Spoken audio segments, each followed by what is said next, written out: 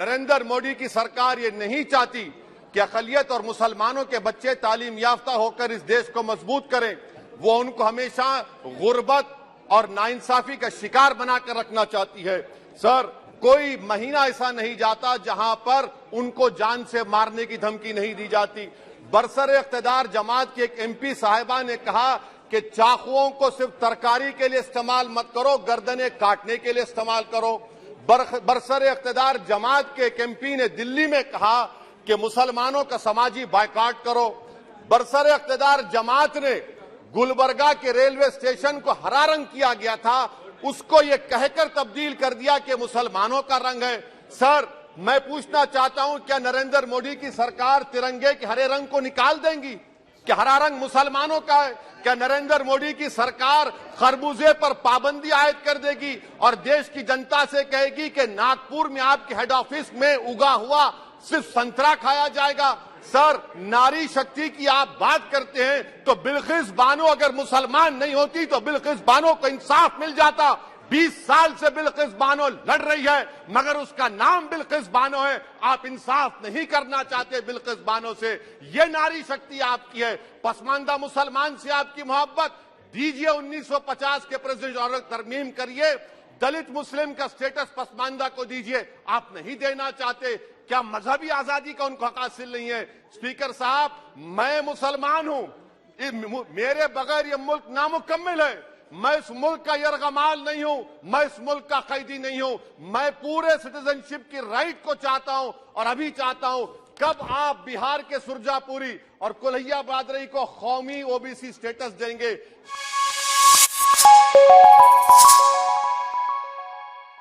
सदर जमहूरिया के खुतबे की मुखालिफत में खड़ा हुआ हूं।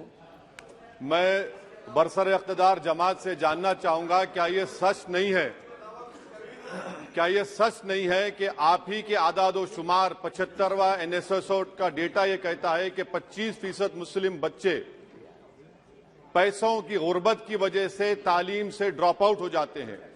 क्या ये सच नहीं है कि 7 साल से ऊपर जो बच्चों का खवानगी का तनासुब है तमाम मजाहिब में सबसे कम मुसलमानों का है? क्या यह सच नहीं है कि ग्रॉस अटेंडेंस रेशियो तमाम मजाहिब का सबसे कम मुसलमानों का है? क्या यह सच नहीं है कि सबसे कम एनरोलमेंट जो होता है वो मुसलमानों का है? क्या यह सच नहीं है कि AISHE की रिपोर्ट ये कहती है कि हायर एजुकेशन में मुसलमान का तनासुब 5% से 4% पर आ चुका है? और ये सरकार इन तमाम आदादो शुमार को देखते हुए, इनके आदादो शुमार को सामने रखते हुए सदर जमहूरिया के खुतबे में लफ्ज अक़लियत का, माइनॉरिटी का जिक्र भी नहीं किया गया, जो भारत की आबादी का 19% का हिस्सा है। ये इनकी मोहब्बत है अक़लियतों से और मुसलमानों से। सर, क्या यह बात सच नहीं है कि आपने माइनॉरिटी के बजट को 40% कम कर दिया, स्कॉलरशिप के पैसों में 560 करोड़ रुपए कम कर दिए?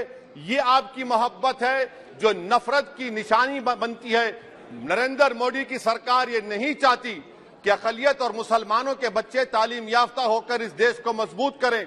वो उनको हमेशा गुर्बत और नाइंसाफी का शिकार बनाकर रखना चाहती है। सर, दूसरी बात इसमें यह है कि आज अक़लियतों को मुसलमानों के ताल्लुक से कोई महीना ऐसा नहीं जाता जहां पर उनको जान से मारने की धमकी नहीं दी जाती। बरसरे इख्तिदार जमात की एक एमपी साहिबा ने कहा कि चाकुओं को सिर्फ तरकारी के लिए इस्तेमाल मत करो, गर्दनें काटने के लिए इस्तेमाल करो। बरसरे इख्तिदार जमात के एक एमपी ने दिल्ली में कहा कि मुसलमानों का समाजी बायकॉट करो। बरसरे इख्तिदार जमात ने गुलबर्गा के रेलवे स्टेशन को हरा रंग किया गया था, उसको ये कहकर तब्दील कर दिया कि मुसलमानों का रंग है। सर, मैं पूछना चाहता हूं, क्या नरेंद्र मोदी की सरकार तिरंगे के हरे रंग को निकाल देंगी? क्या हरा रंग मुसलमानों का है? क्या नरेंद्र मोदी की सरकार खरबूजे पर पाबंदी आयद कर देगी और देश की जनता से कहेगी कि नागपुर में आपके हेड ऑफिस में उगा हुआ सिर्फ संतरा खाया जाएगा?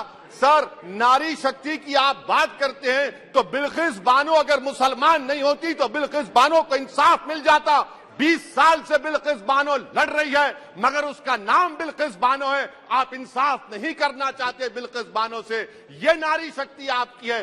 पसमानदा मुसलमान से आपकी मोहब्बत, दीजिए 1950 के प्रेसिडेंट ऑर्डर तरमीम करिए, दलित मुस्लिम का स्टेटस पसमानदा को दीजिए। आप नहीं देना चाहते, क्या मजहबी आजादी का उनको हक हासिल नहीं है? स्पीकर साहब, मैं मुसलमान हूं, मेरे बगैर ये मुल्क नामुकम्मिल है। मैं इस मुल्क का यरगमाल नहीं हूं, मैं इस मुल्क का कैदी नहीं हूं।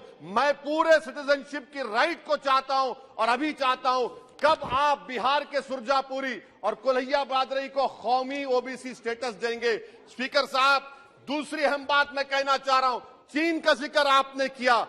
क्या प्रधानमंत्री अपनी जबान को जुम्बिश देंगे और चीन का नाम लेंगे? क्या आप चीन को डेमचौक और डेमसांग से उखाड़ कर फेंकेंगे?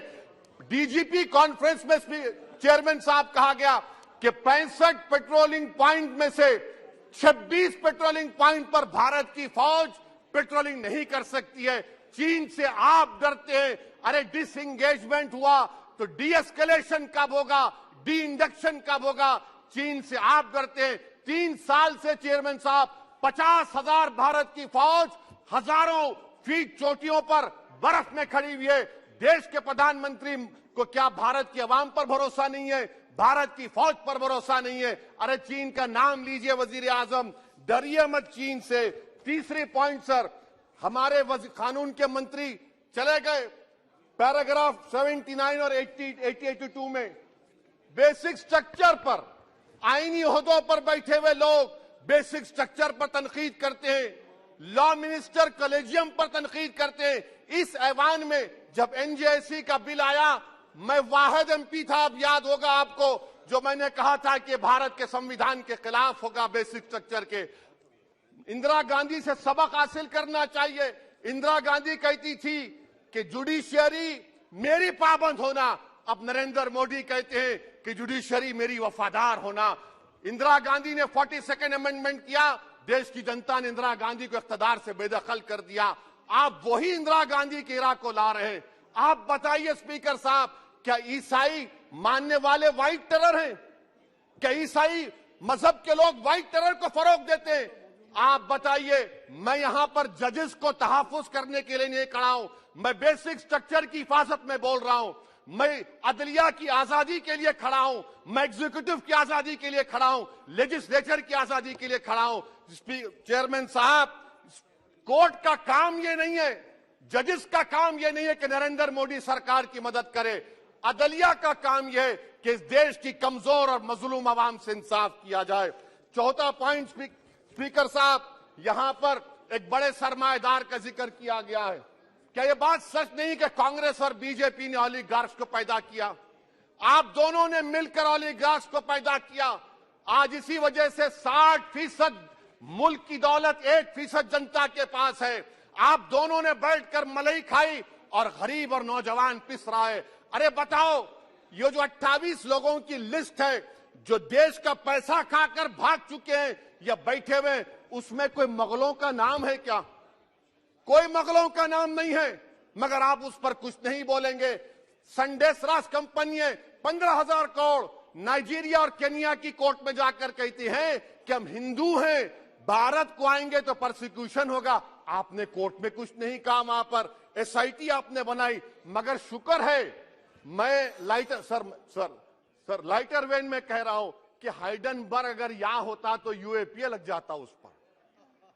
और सर, मैं नरेंद्र मोदी सरकार को मशवरा दे रहा हूं लाइटर वेन में कि ये अंग्रेजी का अल्फाबेट ए बड़ा अशुभ है आपके लिए। AA को आपने कहा कि बेटा फाइटर एयरक्राफ्ट बनाओ, बैंकरप्ट हो गया। अब कैपिटल ए को आपने 17 इंडस्ट्री दे दिए, हम पूरे विश्व में मार्केट कैप हमारा 5वें नंबर पर आ गया। सर, देश के प्रधानमंत्री से बताना चाह रहा हूं कि वजीर दाखिला का नाम भी ए से शुरू होता है। मैं खत्म कर रहा हूं। मैं स्पीकर चेयरमैन साहब, मैं सरकार से पूछना चाह रहा हूं कि क्या जनवरी 2024 और फरवरी में क्या ये सरकार थर्मो न्यूक्लियर ब्लास्ट करने जा रही है? कि आपने हमारे अतराफ में देख लिया कि उसके अवाक़िब और नताइज क्या निकलने वाले हैं? चेयरमैन साहब, मैं आपको बता रहा हूं कि चीन के बारे में कि हमको बीबीसी की रिपोर्टिंग की जरूरत पड़ेगी, जिस तरह 2002 गुजरात के बारे में कहा गया। स्पीकर साहब, अकलियतों के बारे में, मुसलमानों के बारे में एक शायर ने कहा था, आग से आग बुझाने को कहा जाता है, जख्म पे जख्म खाने को कहा जाता है। हम वफादार है बताने के लिए, हमको अपना सर कटाने के लिए कहा जाता है। सर, देश के प्रधानमंत्री पूरे फॉरेन टूर में जाते हैं, वहां पर गांधी का नाम लेते हैं।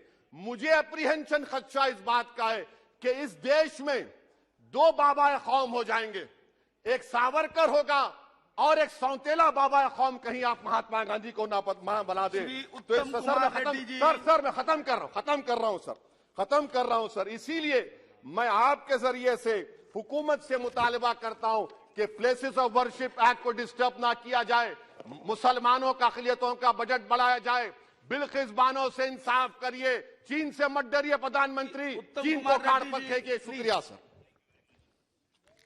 सीमित समय लीजिए प्लीज, क्योंकि रिप्लाई भी होना आपको पता है।